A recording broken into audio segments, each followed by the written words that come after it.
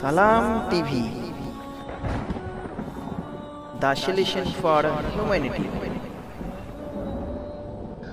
8 নম্বর প্রশ্ন করছেন, আসসালামু আলাইকুম শেখ, বাবা মা বেঁচে থাকাকালীন ছেলে সন্তানের মা বাবার জন্য ওমরা করতে পারবে কি? ছেলে সন্তান মা বাবার জন্য ওমরা করতে পারবে কি না? হ্যাঁ, মা বাবা বেঁচে আছে, ছেলেরা কি মা বাবার বদলি ওমরা করতে পারবে? হ্যাঁ, দুটো ক্ষেত্রে বদলি উমরা।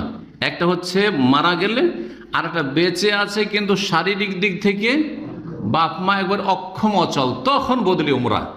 কিন্তু বাপ মা সুস্থ আছে, পয়সা নেই, সেই জন্য বাংলাদেশ থেকে আসতে পারে না, আর আপনি এখানে কাজ করছেন, বাপ মার বদলি উমরা করছেন, অনেকে করেন।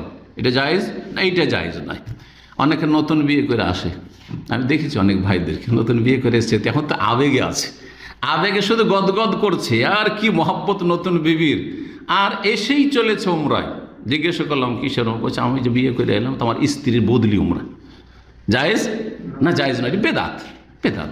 পয়সা থাকলে আপনার স্ত্রীকে নিয়ে এসেন, উমরা করান আর হজ করান, আর না হলে এই বদলি উমরা চলবে না।